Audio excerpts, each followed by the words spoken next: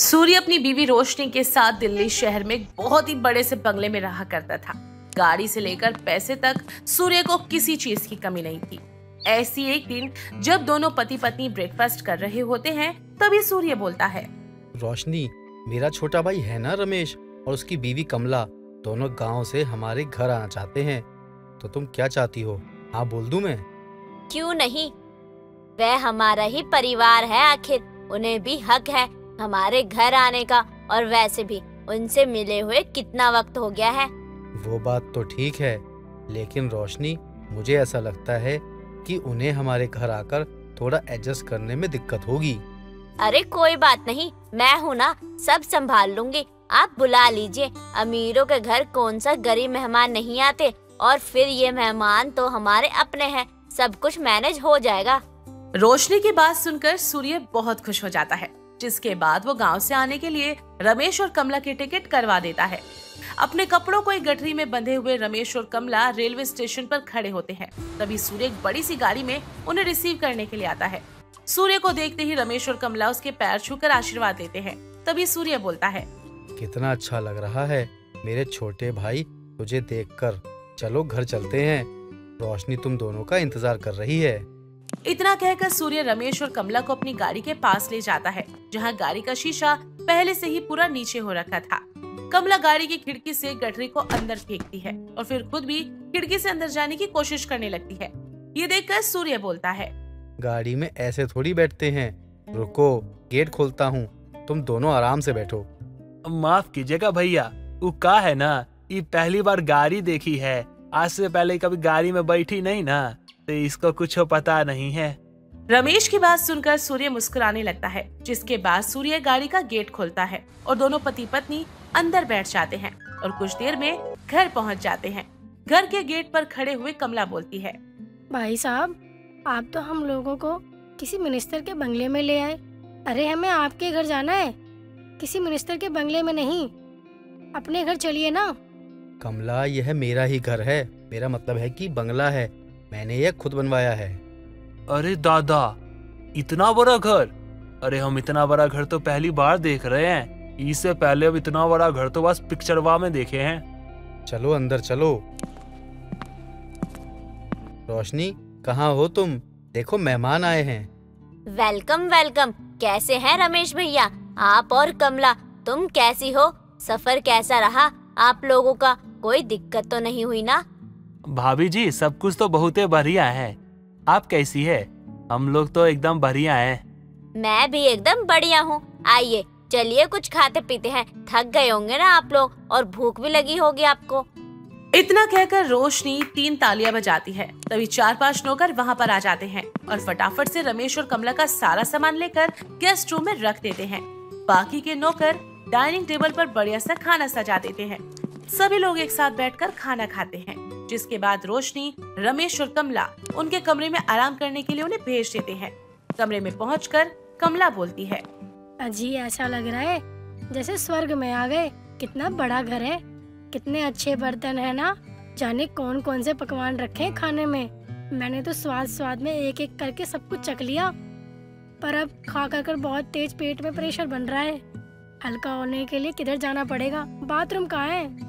भैया तो बता रहे थे कि कमरा में बाथरूम है। ये रहा बाथरूम, जाओ। रमेश के कहने पर कमला बाथरूम का दरवाजा खोलकर अंदर जाती है, जहां पर कमोड, जिसे इंग्लिश फ्लश भी कहा जाता है, वो वहां पर लगा हुआ था और एक बड़ा सा बाथटब भी रखा हुआ था, जिसे देखकर कमला बोलती है, अजी सुनिए, इस बाथरूम में फ्रेश होने के लिए सीट नहीं रखी हुई है, यहाँ तो कोई कुर्सी रखी हुई है अजीब सी, और एक बहुत बड़ा सा कपड़े धोने वाला टब रखा हुआ है। अब आप बताओ, पेट में इतना प्रेशर बन रहा है, कहाँ जाए? जल्दी से दीदी को बुलाइए ना। कमला के कहने पर रमेश जल्दी से रोशनी को बुला कर लाता है। कमला रोशनी को वही बात बोलती है जो उसने रमेश को बोला था, जिस पर रोशनी बोलती है, कमला, इसे इंग्लिश फ्लश कहते हैं। इस पर तुम आराम से बैठकर हल्की हो सकती हो, और ये कोई बड़ा सा कपड़ा धोने का टब नहीं है, बल्कि बाथ टब है। इसमें पानी भरकर तुम आराम से लेटकर बैठकर जैसे मर्जी नहा सकते हो। पर दीदी जी, हमको इस पे बैठना नहीं आता है, कैसे हल्के होंगे हम इस पे? मैं तुम्हें समझा देती हूँ, सारी चीजें, उसके बाद तुम आराम से फ्रेश हो जाना। इतना कहकर रोशनी कमला को सारी बातें समझा देती है, जिसके बाद वो बाहर आ जाती है और वहाँ से चली जाती है। कुछ देर में कमला आराम से फ्रेश होकर बाहर आती है और बोलती है, वाह जी वाह, हम मान गए अमीरों की अमीरी को। यहाँ पर तो हाथ से धोने की भी जरूरत नहीं, एकदम फुल प्रेशर से अपने आप ही धुल जाता है। बहुत मजा आया। हम तो कहते हैं कि आप भी एक बार बैठकर देखो, आपको भी ठंडा ठंडा और हल्का हल्का लगेगा सच में। ऐसे ही दोनों पति पत्नी इंग्लिश फ्लश पर मजे से हल्के होते हैं और ऐसे ही सुबह कमला रसोई में चली जाती है, जहाँ पर नौकर खाना बना रहे होते हैं। रसोई में इतनी सारी मशीन देखकर कमला एक नौकर से बोलती है, अरे भाई साहब, ये सब क्या रखा हुआ है रसोई घर में? कोई कारोबार करते हो क्या यहाँ पर, जो इतनी सारी मशीनें रखी हुई हैं? मैडम, ये टोस्ट बनाने वाली मशीन है और ये जूस बनाने वाली ये मिक्सर ग्राइंडर है। इसमें आप कोई भी मसाला पीस सकते हो या कुछ भी पीस सकते हो। और ये है फिल्टर, यहाँ से आप पानी को शुद्ध करके पी सकते हो। और वो वाली जो देख रही है ना, वो डिश वॉशर है, वहाँ पे बर्तन खुद ब खुद धुल जाते हैं। और वो जो दीवार पे लगा हुआ है ना, वो ड्रायर है, उससे आप बर्तनों को सुखा सकते हो धोने के बाद। अरे दादा रे दादा, हर काम के लिए अलग अलग मशीन रखी है। क्या बात है, अमीर लोग अपने हाथ से कुछ कर नहीं सकते क्या? सुबह धो नहीं सकते, खाना पका नहीं सकते, सब कुछ मशीन से ही करवाते हैं। कमला की बात सुनकर नौकर अपने काम में लग जाते हैं। तभी कमला देखती है कि एक नौकर जो बचा हुआ खाना है उसे कूड़ेदान में डाल रहा है। साथ ही में सब्जी में जरा सी कमी होने पर भी उसे कूड़ेदान में डालकर दोबारा बना रहा है। ये देखकर कमला अपने मन में सोचती है, राम जी, इन अमीर लोगों से तो हम गरीब लोग ही अच्छे हैं। अनाज की कदर करना तो हम जानते हैं। जितना खाना ये लोग बर्बाद कर रहे हैं ना, इतने में तो 50 भूखे बच्चे खा लें। कमला इतना सोच ही रही होती है कि वहाँ पर रोशनी, रमेश और सूर्य आ जाते हैं और नौकर सभी के लिए खाना लगा देते हैं। दिन गुजरते हैं और एक दिन कमला नौकरों को सफाई करते हुए देखती है। नौकर कुछ भी काम अच्छे से नहीं कर रहा था, ना ही वो घर के कोनों को साफ कर रहा था और ना ही सामान की डस्टिंग कर रहे थे। ये देखकर कमला फिर से मन में सोचती है, इतना पैसा होने का भी क्या फायदा दीदी? आप लोग तो पूरी तरह से नौकरों पर निर्भर हैं। आपको तो कुछ पता भी नहीं कि कौन सा काम कैसे होता है। सारे काम तो नौकर ही कर लेते हैं या फिर मशीन कर लेती है, और ये नौकर भी ना इनसे पैसे लेकर इनका फायदा उठाते हैं। ऐसे ही वक्त गुजर रहा था और एक दिन कमला रोशनी से कहती है, रोशनी दीदी, एक बात कहना चाह रही थी मैं आपसे। बोलो। दीदी, आप इन नौकरों को ना काम से निकाल दो। ये लोग आपसे आपके नाजायज पैसे ले रहे हैं। यह कोई भी काम ठीक से करते नहीं है। मैंने अपनी आंखों से देखा है। आप इस घर के अन्नपूर्णा हैं। आप और भाई साहब इतनी मेहनत से पैसा कमाते हैं और ये लोग आपको चूना लगा रहे हैं। मेरी मानो तो आप अपना काम छोड़कर अपने घर पे ध्यान दो। कमला, तुम कैसी बातें कर रही हो? मैं एक पढ़ी लिखी एजुकेटेड लड़की हूँ। जॉब करना, बिजनेस संभालना मुझे अच्छा लगता है, और तुम चाहती हो कि मैं घर पर रहकर बर्तन घिसूं? ये तुम्हारी गरीबी वाली सोच मेरे दिमाग में मत डालो। मैं बचपन से ही ऐशो आराम में पली बड़ी हूँ। मुझे ये सब करना नहीं आता। तुम अमीरों के घर गरीब मेहमान बनकर आई हो, तो मेहमान बनकर रहो। ऐसी सलाह मुझे मत दो। रोशनी की बात सुनकर कमला चुप हो जाती है और कुछ नहीं कहती। ऐसी एक दिन कमला रमेश के फोन में सारी बातों को रिकॉर्ड कर लेती है। इसके बाद रिकॉर्ड की हुई वीडियो को वो रोशनी और सूर्य को दिखाती है, जिसे देखकर रोशनी और सूर्य दोनों हैरान रह जाते हैं।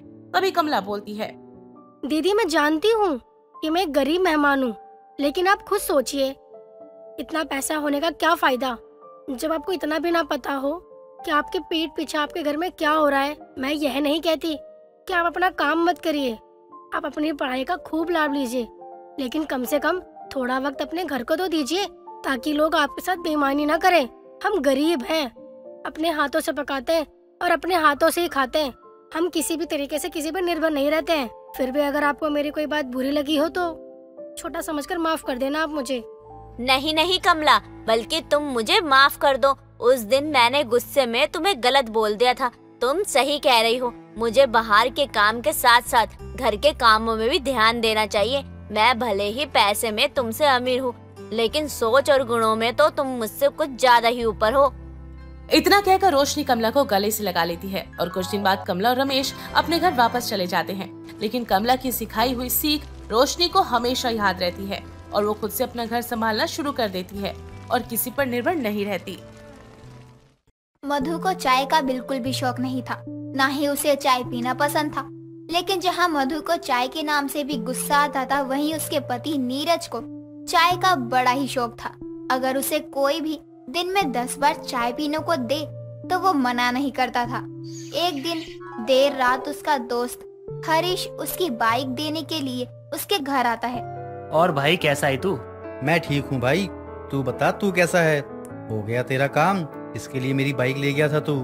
हाँ भाई हो गया, तभी तो इतनी रात को तेरी बाइक वापस करने के लिए आया हूँ। हमारे मोहल्ले में चोरी बहुत होती है, पता चले तेरी बाइक गायब हो जाए, इसलिए सोचा वापस ही कर देता हूँ। कैसी बातें कर रहा है तू? मेरा दिल इतना छोटा नहीं है। अगर ऐसा होता तो मैं तुझे अपनी बाइक देता ही क्यों? मुझे पता है भाई, तभी तो इतने दोस्त होने के बाद भी मैंने तुझसे बाइक मांगी थी, क्योंकि मुझे ना यकीन था कि तू मुझे ना कभी मना नहीं करेगा। क्या बात है, आज मेरी इतनी तारीफ, दिल खुश हो गया सुनकर। इसी बात पर एक कप चाय हो जाए तो सोने पे सुहागा हो जाएगा। नीरज मधु को आवाज देने वाला ही होता है। तभी मधु हाथों में पानी का जग लेकर वहाँ आती है। बेबी मैं बहुत थक गई हूँ, सोने जा रही हूँ। आप जब रूम में आना तो हॉल की लाइट ऑफ करते आना। नमस्ते भाभी जी, कैसी हैं आप? मैं ठीक हूँ, आप बताइए भैया आप कैसे हो? बस भाभी जैसी तैसी कट रही है। बेबी, हरीश कई दिनों बाद घर आया है, अगर ये बिना चाय पिए चला जाएगा तो अच्छा नहीं लगेगा ना। आप कहना क्या चाहते हैं कि मैं अब दोबारा से किचन में जाऊं और चाय बनाऊं? घड़ी देखिए आपने, रात के 12 बज रहे हैं। बेबी, सिटी में तो 12 बजना आम बात है। तो क्या करूं? कुछ नहीं, तुम जाकर कमरे में आराम करो, मैं खुद ही चाय बना लूंगा। जैसी आपकी मर्जी, मैं चली सोने। एक तरफ मधु अपने कमरे में चली जाती है और दूसरी तरफ नीरज अपने दोस्त को लेकर किचन में जाता है और चाय बनाने लगता है। दोनों आपस में बातें कर रहे होते हैं और सारी चाय गैस पर गिर जाती है। वो तेरी चाय गिर गई गैस पर? वो अभी पूरा किचन साफ करके गई थी। अगर उसने ऐसा गंदा किचन देख लिया ना तो मेरी तो जान ही निकाल लेगी वो। यार अब ना तू किचन बाद में साफ कर लियो, चल अभी बैठकर चाय पीते हैं। अच्छा ठीक है भाई, चल, नहीं कर रहा हूँ कुछ भी। नीरज और हरीश अपनी चाय लेकर हॉल में आ जाते हैं और बैठकर पीने लगते हैं। कुछ देर बाद हरीश वहाँ से चला जाता है और नीरज रूम में जाने की जगह सोफे पर ही सो जाता है। अगले दिन मधु तैयार होकर किचन में जाती है और देखती है कि पूरा किचन फैला हुआ होता है और चाय गिरने की वजह से स्लिप पर चींटियां लग रही होती हैं। वो जोर से नीरज को आवाज लगाती है। नीरज जी, कहाँ हो? जल्दी से किचन में आइए आप। क्या हुआ? सुबह सुबह इतने प्यार से मेरा नाम क्यों पुकार रही हो तुम? आपने कल रात में क्या किया? आप काम कम नहीं कर सकते हैं तो बढ़ाते क्यों हो? मैंने क्या किया? अब मुझे ना गुस्सा आ रहा है। आपकी माँ आने वाली है, मैं उनके लिए खाना बनाऊं या इन चींटियों की सफाई करूं? अगर चाय भी गिर गई ना तो उसे साफ नहीं कर सकते थे, कम से कम ये चींटियों का मेला तो नहीं लगता। बेबी, मैं साफ करने ही जा रहा था, फिर हरीश ने रोक लिया और मैं उससे बात करने लगा। फिर मैं भूल ही गया कि मुझे ये सब कुछ साफ भी करना था। सॉरी। मुझे सॉरी वॉरी नहीं चाहिए, मैं नहा धो चुकी हूँ। अब ये किचन आप ही साफ करोगे। और हाँ, थोड़ा जल्दी करिए, मुझे अपनी माँ के लिए खाना भी बनाना है। मधु आराम से हॉल में जाकर बैठ जाती है और न्यूज़पेपर पढ़ने लगती है। तब तक उसकी सास आशा वहाँ आती है, जिसे देखते ही उसकी सांस अटक जाती है। माँ जी आप? नहीं नहीं, मेरा भूत। क्या बोल रही हैं आप माँ जी? तो और क्या बोलूं, मेरे सामने खड़ी होकर मुझसे ही पूछ रही है। माँ जी आप? खैर ये सब छोड़, नीरज कहाँ है? बुला उसे। माँ जी वो नहा रहे हैं। अच्छा कोई बात नहीं, जब वो आएगा तब तू उसे मेरे कमरे में भेज दियो, मैं भी तब तक नहा लेती हूँ। हंस तो मैं बाल बच गई। आशा कमरे में जा ही रही होती है कि तभी नीरज किचन का कपड़ा लेकर बाहर आता है। बेबी, इस कपड़े को कहाँ रखना है? मैंने सारा किचन चमका दिया है, अब तुम खाना बना सकती हो। नीरज तू किचन में था? हाँ, वो तो मैं किचन की सफाई कर रहा था, बहुत चींटियां लग रही थी ना किचन में। अच्छा, तो तू किचन की सफाई कर रहा था और ये महारानी आराम फरमा रही थी। मेरे ना रहने पर तो मेरे बेटे से घर का काम करवाती है। भगवान ही जाने तेरी जैसी नालायक पत्नी क्यों लिख दी मेरे बेटे के किस्मत में।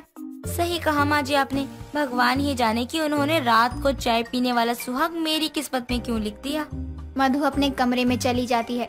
कुछ दिनों बाद उसकी साली रेनू उसके घर आती है। रेनू को भी नीरज की तरह रात में जगने की आदत थी। एक दिन देर रात नीरज अंगड़ाई लेते हुए अपने कमरे से बाहर आता है तो देखता है कि किचन की लाइट जल रही होती है। तो वो किचन में जाता है और रेनू को स्लिप पर बैठे फोन चलाते हुए चाय पीते हुए देखता है। ये तो बहुत गलत बात है ताली साहिबा जी, अकेले अकेले चाय का स्वाद लिया जा रहा है। अरे जीजू आप आइए ना। वो क्या है ना, मुझे रात में देर तक जागने की आदत है। कॉफी पीती तो नींद भाग जाती, इसलिए मैंने चाय बना ली। लेकिन आप यहाँ कैसे? मेरी भी सेम प्रॉब्लम है, बस मुझे रात में जागने के साथ साथ चाय पीना भी बहुत पसंद है। लेकिन तुम्हारी दीदी को मेरी ये आदत बिल्कुल भी पसंद नहीं है। जीजू दीदी का छोड़िए ना, उनका तो ऐसा ही मुंह बनता रहता है हमेशा। जिसको मिलता है उसे उसकी कदर नहीं होती। मैं तो बिल्कुल आपकी तरह पति चाहती हूँ, जो मेरे साथ रात में जागे और ढेर सारी बातें करे, क्योंकि मुझे नींद नहीं आती है। चाहता तो मैं भी ऐसी वाइफ था जो मेरे साथ रात को चाय पिए और मुझसे ढेर सारी बातें करे। लगता है मैंने जल्दी जल्दी में गलत लड़की से शादी कर ली। कोई बात नहीं, बीवी ना सही तो क्या हुआ, साली तो साथ पी ही सकती है। साली भी तो आधी घर वाली होती है ना। अरे हाँ, ये तो मैंने सोचा ही नहीं। नीरज और रेनू की बातें किचन के बाहर खड़ी मधु सुन रही होती है। रेनू को अपने पति के इतने करीब देखकर मधु को बहुत जलन होती है और वो रेनू को कुछ दिनों में ही अपने घर वापस भिजवा देती है और नीरज को स्ट्रिक्ट तरीके से चाय पीने के लिए मना करती है। दिन बीतते हैं। एक दिन नीरज खाना खाकर सोफे पर बैठा जाता है, तभी मधु वहाँ आती है। आप फिर खाना खाकर बैठ गए? अरे मैंने कितनी बार कहा है कि रात को खाना खाकर थोड़ा घूम लिया करो, लेकिन मेरी सुनते ही कहाँ हो आप? यार मेरा काम ही है घूमने का। मैं पूरे दिन ट्रैवल करके थक जाता हूँ, तो मेरा तो रात को घूमने का बिल्कुल भी मन नहीं करता। उस घूमने में और खाना खाकर घूमने में बहुत फर्क है। अभी जाइए घूमने के लिए, तब तक मैं अपना काम खत्म कर लेती हूँ। मधु जबरदस्ती नीरज को घूमने के लिए भेज देती है। नीरज घूमकर घर लौट रहा होता है, तभी उसकी नजर एक चाय वाली दुकान पर जाती है, जो कि उसकी गली के नुक्कड़ पर ही थी, जहाँ एक सुंदर सी निशा नाम की लड़की चाय बना रही होती है। नीरज उसके पास जाता है और कहता है, आप इतनी रात को चाय का स्टॉल लगाकर क्यों खड़ी हैं? आपको पता है ना कि आजकल का माहौल कितना ज्यादा खराब है। जानती हूँ, लेकिन पैसे कमाने के लिए सब कुछ करना पड़ता है। मैं दिन में जॉब करती हूँ और रात में चाय का स्टॉल लगाती हूँ, ताकि अपने छोटे भाई बहनों को पढ़ा सकूँ। मैंने आपको पहली बार देखा है यहाँ पर। लगता है आज आप पहली बार रात में घूमने निकले हैं, इसीलिए आपको पता नहीं है, वरना आसपास के सभी मोहल्ले वालों को मेरे चाय स्टॉल के बारे में पता है। बताइए, मेरी मनपसंद चीज मेरे पास थी और मुझे पता ही नहीं था। अब तो मेरा रात में चाय पीने का शौक बिना किसी की मेहनत के पूरा हो जाया करेगा। मुझे बस अपनी बीवी की चिक चिक से भी छुटकारा मिल जाएगा। उसकी मुझे एक भी बात सुनने की जरूरत नहीं पड़ेगी। आज से मैं आपका परमानेंट कस्टमर हूँ। मैं रोज रात को आकर आपके यहाँ पर चाय पिया करूँगा। नीरज निशा से एक कप चाय लेता है और उसे पीकर खुशी खुशी घर वापस आ जाता है और अगले दिन से वो बिना कहे ही घूमने जाना शुरू कर देता है। मधु को ये बात बहुत अजीब लगती है। वो उसका पीछा करती है और उसे रंगे हाथों चाय के स्टॉल पर पकड़ लेती है। निशा के साथ उसे हंसकर बातें करते देखकर उसे बहुत ज्यादा जलन होती है। तभी उसकी सास वहाँ आ जाती है। जलन ज्यादा हो गई है तो घर चलकर ठंडा पानी पी ले बहू।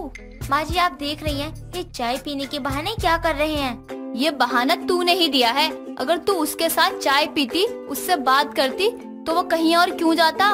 आशा की बात मधु के समझ में आ जाती है और अगले दिन वो खुद नीरज के साथ बैठकर चाय पीना शुरू कर देती है। इससे नीरज का बाहर जाना भी छूट जाता है और उसका रात में अपनी बीवी के साथ चाय पीने का शौक भी पूरा हो जाता है। रवि बहुत ही बदतमीज था। वो बात बात पर बस एक ही चीज बोलता, अपने बाप को मत सिखा, ये बोलकर वो बात किया करता था। ऐसे ही एक दिन रवि अपने दोस्त समीर के पास जाता है और कहता है, और समीर कैसा है, सब कुछ ठीक है ना? हाँ भाई, जिंदगी बस धक्का देके चल रही है और कुछ नहीं। हाँ, वैसे तू कल तो अपना आईफोन लेने गया था ना, क्या हुआ, लेके नहीं आया? कैसी बात कर रहा है भाई? मैं अगर फोन लेने गया हूँ तो इसका मतलब मैं फोन लेकर ही आऊंगा ना। अच्छा, जरा फोन के फीचर तो दिखा। और कौन सा आईफोन लिया है? भाई मैंने तो सस्ता ही लिया है। अरे बता तो सही, कितने का लाया है? बस भाई 72,000 का फोन है, आईफोन 14 लाया हूँ। इसके फीचर की क्या बात करूँ, बिल्कुल मलाई की तरह चलता है ये फोन। समीर रवि को अपने फोन के फीचर के बारे में बताने लगता है रवि उसकी बातें सुनकर मन में बोलता है, बड़ा आया आईफोन वाला, इसको क्या पता मेरे बाप के पास बहुत पैसा है, इतना पैसा है ना वो तो आईफोन की कंपनी खरीद ले। लेकिन क्या करे, वो बात अलग है कि मेरा बाप खरीद के मुझे देगा नहीं कुछ भी, वरना मैं भी ना इसकी तरह आईफोन लेके ना घूमता।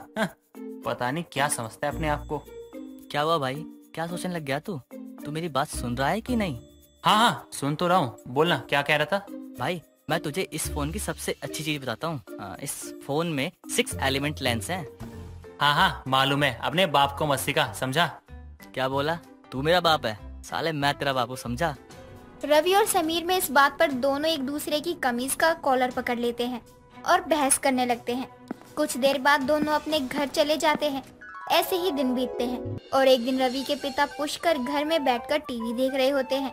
तभी अचानक पुष्कर से टीवी में स्लीप टाइम लगा देता है। टीवी बंद होने वाली होती है, तभी रवि की नजर स्लीप टाइमर पर पड़ जाती है और वो पुष्कर को चिल्लाते हुए बोलता है, अरे पापा ये आपने क्या कर दिया? क्यों, क्या हुआ?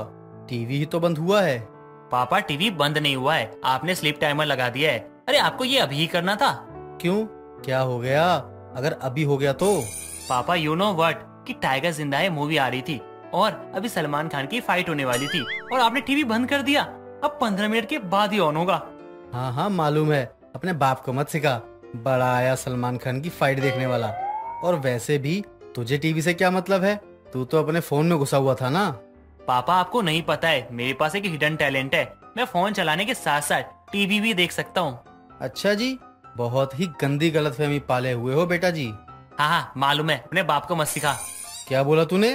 पापा वो गलती से मुंह से निकल गया पापा, वो मैं। रुक जा, तुझे बताता हूँ कि कौन किसका बाप है। पुष्कर रवि के पीछे डंडा लेकर उसके पीछे उसको मारने के लिए दौड़ता है। घर में पुष्कर को रवि के पीछे डंडा लेते भाग ही रहा होता है कि तभी रवि की माँ सरला वहाँ आती है। अरे अरे क्या हो गया? दोनों बाप बेटे घर में दौड़ क्यों लगा रहे हो? तुम्हारा बेटा अपने बाप का बाप बन रहा है, इसलिए। पापा मुझे माफ कर दो पापा, आगे से ऐसा कभी नहीं कहूँगा, पक्का नहीं कहूँगा। माँ पापा को समझाओ ना कि गलती से मुंह से निकल गया, आगे से कुछ नहीं कहूँगा। वो पापा पता है, वो सुबह मक्खन वाला पराठा खाया था ना तो जुबान फिसल गई। पापा सॉरी पापा, अब से नहीं बोलूंगा ऐसा।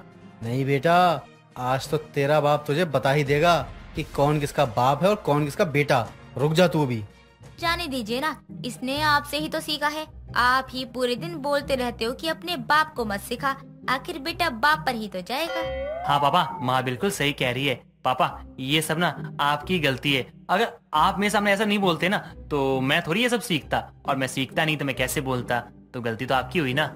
हाँ रुक जा फिर, आज तेरी जुबान ही काट देता हूँ। ना रहेगी जुबान, ना ही ये फालतू का ड्रामा होगा। मेरी बोली बोल पाएगा तू आज के बाद। कल को किसी और के आगे ऐसा बोल दिया तो क्या कहेंगे लोग?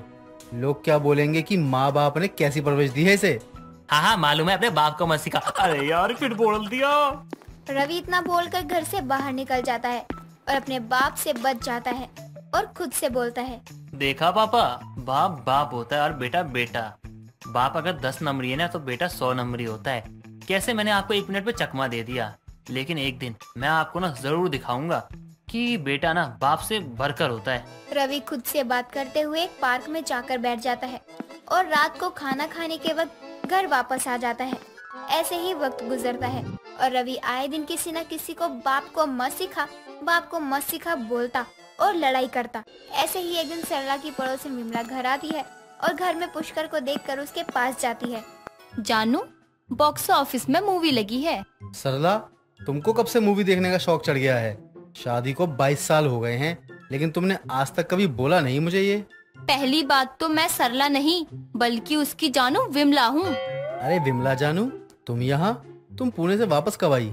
क्या जानू, आपकी याद आई और मैं पुणे से दिल्ली आ गई। क्या आपको मेरी याद नहीं आती थी?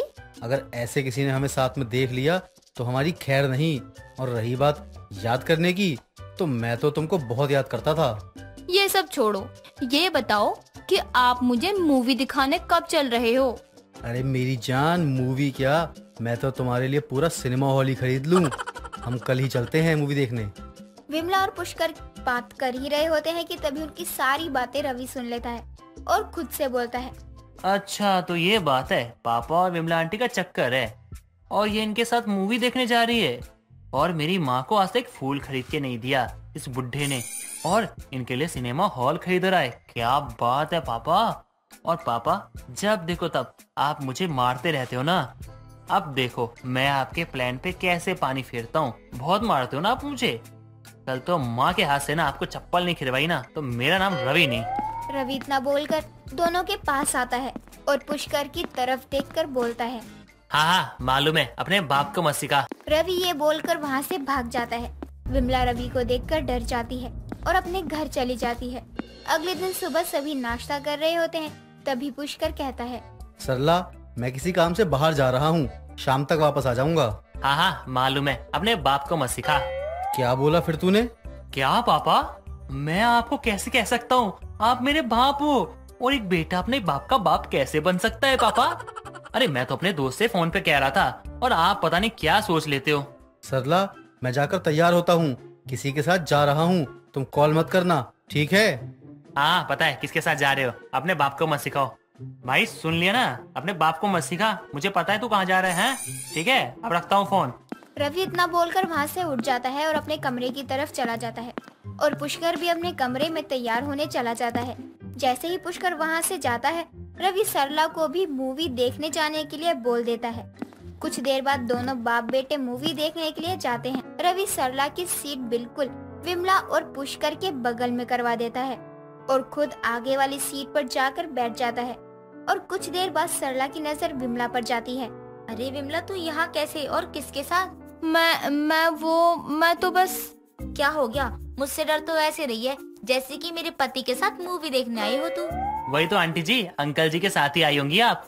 हाँ बेटा, आए तो हम हैं, लेकिन पर क्या आंटी जी, रुकिए मैं खुद ही फ्लैश जला के ना देख लेता हूँ। जैसे ही रवि अपने फोन की फ्लैश जलाता है, सरला और रवि पुष्कर को देखकर हैरान हो जाते हैं।